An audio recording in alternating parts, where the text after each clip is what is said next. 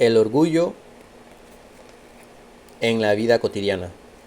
El orgullo en la vida cotidiana, parte 5, capítulo 14, se titula La iglesia local y el orgullo, cultivar relaciones humildes. Las relaciones humanas, tal como las estableció nuestro Señor, están estrechamente interconectadas entre sí, de manera que el matrimonio, la familia, la iglesia y la sociedad en general no pueden mantenerse aislados durante mucho tiempo sin que su existencia misma se ponga en riesgo.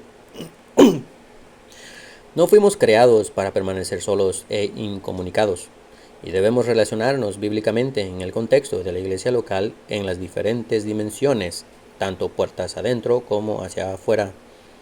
La presencia del orgullo en los miembros de la iglesia pondrá en riesgo las relaciones humanas, que deben caracterizarse por la humildad. Humildes en la relación con Dios. Nuestra relación con Dios debe caracterizarse por la humildad. El libro de Hechos nos muestra que los discípulos estaban sujetos a las instrucciones de Jesús. Hechos 1:2. Ellos tuvieron que esperar la promesa del Padre antes de salir de Jerusalén. Hechos 1:4-5. Así, la palabra de Dios y el Espíritu de Dios son vitales para su óptima relación con Dios. Por no hacerlo, cayeron en especulación vana al preguntar algo impertinente. Señor, ¿restaurarás en ese tiempo el reino a Israel? Hechos 1:6. Por ser judíos, los discípulos se sintieron especiales ante Dios, al punto de considerarse como los favoritos en el trato del Señor hacia ellos. Aquí está en esencia el orgullo, pensar que Dios tiene obligaciones hacia nosotros. Jesús les advierte que hay cosas que no les son concedidas por Dios. No les correspondía saber los tiempos ni las épocas que el Padre ha fijado con su propia autoridad. Hechos 1:7. Sin embargo, les dice: recibiréis poder cuando el Espíritu Santo venga sobre vosotros, y me seréis testigos en Jerusalén, en toda Judea y Samaria, y hasta los confines de la tierra. Hechos 1:8. Una iglesia es humilde en su relación con Dios cuando se sujeta a la palabra de Dios, depende del Espíritu de Dios y cumple la misión de Dios. Cada miembro debe buscar la humildad de esta manera, dependiendo de Él y sometiéndose a Él en todo. Humildes en la relación con los líderes. También debemos ser humildes al relacionarnos con los líderes de la iglesia local. Cada líder en la iglesia local ha sido llamado, capacitado y respaldado por Dios mismo. Aunque lo sabemos, no siempre estamos de acuerdo y creemos saber más. Lo único que esto provoca es que nuestro orgullo salga a relucir. En la iglesia primitiva, por ejemplo, los líderes, Pedro, Jacobo y Juan, entre otros, fueron los menos indicados en términos humanos, según narran los evangelios. No tenían nada de especial en sí mismos, pero sí tenían algo fundamental: fueron llamados por el Señor. La diferencia entre la traición de Judas y la de Pedro estuvo en la elección del segundo y no del primero por parte de Jesús. Lucas 22:31-32. La realidad es que los líderes eclesiásticos son llamados y formados para ser siervos. Sirven en el ministerio de la oración y el ministerio de la palabra. Hechos 6:2-4. Su trabajo está en decir lo que Jesús ordenó, Mateo 28:18-20, y hacerlo confiando en su poder, Hechos 15:28. Ellos aprenden del modelo de Jesús, Marcos 10:43-45. Por eso, el liderazgo cristiano está basado en el servicio a los demás, a semejanza de Jesús. Servirse de otros es el orgulloso modelo del mundo que Jesús condenó, al igual que el apóstol Pedro. Los líderes saben que no deben estar sobre el rebaño, sino entre ellos, liderando con la autoridad que únicamente Dios les ha dado sobre un rebaño que le pertenece a Él, o sea, a Dios. 1 Pedro 5:2-3. Por otro lado, esta realidad no debe hacer que los miembros de las iglesias menoscabemos a nuestros pastores, ni que seamos duros con ellos, sino que los respetemos, los amemos y nos sometamos a su liderazgo para la gloria de Dios y la edificación de la iglesia local. Los líderes que basan su autoridad en el servicio a otros son humildes y benefician a la congregación. Por eso, debemos aprender de ellos y relacionarnos con ellos con humildad, reconociendo su liderazgo en medio de nosotros. Quienes imponen su autoridad para servirse de la congregación destruyen a la grey y a sí mismos. 1 Pedro 5, 5 al 6. De igual manera, voy a volver a repetir esto. Quienes imponen su autoridad para servirse de la congregación destruyen a la grey y a sí mismos. Quienes imponen su autoridad para servirse de la congregación destruyen a la grey, o sea, al rebaño o a la iglesia, y a sí mismos. De igual manera, los miembros que, llenos de orgullo, buscan dividir y sublevarse a la autoridad dada por Dios en cada iglesia local, no harán más que traer dolor y quebranto. Los orgullosos están en guerra contra Dios y carecerán de su respaldo. Perecerán al igual que Judas y llevarán a muchos a la ruina. Judas 17-19. Busquemos estar llenos de humildad, humildes en la relación con los miembros. Además, como hombres renovados debemos relacionarnos con otros miembros de la iglesia con mucha humildad. Los cristianos primitivos fueron semejantes a nosotros. Tuvieron las mismas inclinaciones nuestras. Solo leyendo las cartas del Nuevo Testamento sabemos que sus conflictos no fueron muy distintos a los nuestros. Estos cristianos se dedicaban continuamente a las enseñanzas, Hechos 2.42, comían juntos con alegría y sencillez de corazón, Hechos 2.46, y eran de un corazón y un alma, Hechos 4.32. El servicio y comunión dentro de la iglesia dependen de la fe. Simplemente no podremos tener relaciones humildes con otros miembros si no tenemos fe.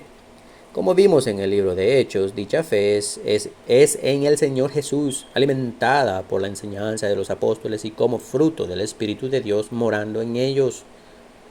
Hechos 2.38, 42, 4.32.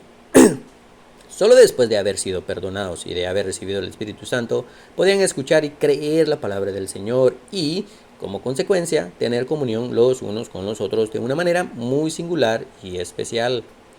Por el contrario, el orgullo nace de la incredulidad en el Hijo de Dios. Cuando el orgullo está presente, no hay servicio mutuo ni comunión los unos con los otros. Hechos 5.9, 8, 20 al 23. Esteban murió como el primer mártir cristiano a manos de religiosos cuya fe no era en Cristo. No servían a su prójimo, sino calumniaban, ultrajaban y despreciaban tanto a Jesús como a los suyos. Hechos 6.13, 7:51-53, 8:1 al 3. Esteban, lleno del Espíritu Santo, pudo servir aún a sus enemigos, perdonándolos y orando por ellos a Dios. Los miembros más útiles en la iglesia están llenos del Espíritu. Mientras más comunión tienen con Dios, más compañerismo cristiano exhibirán naturalmente. El pecado del orgullo y sus manifestaciones hacen presencia en quienes las obras de la carne son evidentes. Gálatas 5, 19 al 21. Contrario al pensamiento popular evangélico, ser alguien espiritual en realidad no te aísla de los hermanos, sino que, al contrario, te une más y más al cuerpo de Cristo. 1 Corintios 12, 13. Humildes en la relación con las otras congregaciones. También es igualmente importante vivir humildemente al relacionarnos con otras congregaciones. No es infrecuente, en tiempos en los que abundan iglesias en muchas ciudades, que haya algún tipo de rivalidad entre ellas. La iglesia primitiva, cuya sede inicial fue Jerusalén, se multiplicó en varias congregaciones. En Hechos 2 vemos a muchos judíos piadosos en Pentecostés que procedían de diferentes lugares. En Hechos 6 vemos a judíos creyentes dentro de los griegos y libertos. En Hechos 8 vemos a samaritanos creyentes.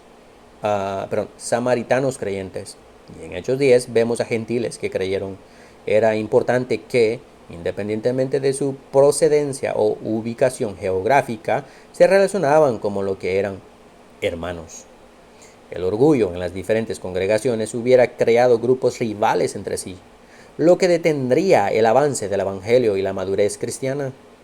Aunque no fue perfecta la relación entre estas iglesias, particularmente cuando se trataba de judíos y gentiles, Hechos 10:28, todo se resolvía al tener la perspectiva correcta, pues Dios no hace acepción de personas, sino que en toda nación el que le teme y hace lo justo, le es acepto. Hechos 10:34 al 35. Esto permitió a los cristianos que se relacionaran mejor con cristianos de otras iglesias. Un mal ejemplo fueron los judaizantes que no se humillaban ante Jesús ni ante los demás. Antes bien, humillaban a las personas para gloriarse en su carne. Gálatas 6:13. Los judaizantes eran expertos en destruir iglesias porque eran falsos hermanos introducidos secretamente que se habían infiltrado para espiar la libertad que tenemos en Cristo Jesús a fin de someternos a esclavitud. Gálatas 2:4 al 5. El orgullo divide al crear muros, la humildad une al usar puentes. Humildes en la relación con los no cristianos. Por último, más no por ello menos importante, debemos ser humildes al relacionarnos con los que no creen. No podemos ni debemos olvidarnos de ellos. La gracia de Dios alcanzó a los que hoy somos hijos de Dios, por lo cual no hay nada por lo que debamos enorgullecernos. El mandato evangelístico debe fluir naturalmente de un corazón agradecido. Un hombre renovado vive a la luz de haber sido salvado de la condena eterna y, por lo tanto, celebra la gracia de Dios en Cristo. Los no cristianos necesitan saber acerca de aquel que nos rescató. Busquemos en humildad acercarnos a los que no creen y hablarles acerca de las buenas nuevas de salvación en Cristo. Somos luminares que reflejamos la luz del que nos llamó de las tinieblas a su luz admirable. 1 Pedro 2:9.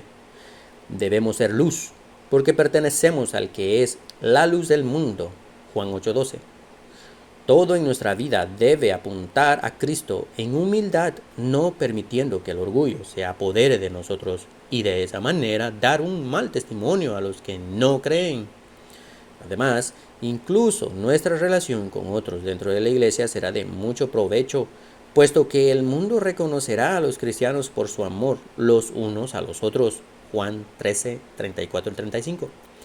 Al vernos, el incrédulo debe distinguir a un pueblo humilde que se refugiará en el nombre del Señor. Sofonías 3:12. Conclusión. Dios nos manda a vivir vidas santas, como hombres renovados que somos. Parte de vivir vidas santas es relacionarnos en humildad con todos los que nos rodean. Sin embargo, en la iglesia local, que es donde esperaríamos encontrar más humildad, a menudo encontramos mucho orgullo, relaciones rotas, iglesias divididas y demás. Procuremos el bien de todos y cultivemos relaciones en las que el Señor es el centro y que se basan en la palabra de Dios, revestidos de mucha humildad, considerando a nuestro prójimo como superior.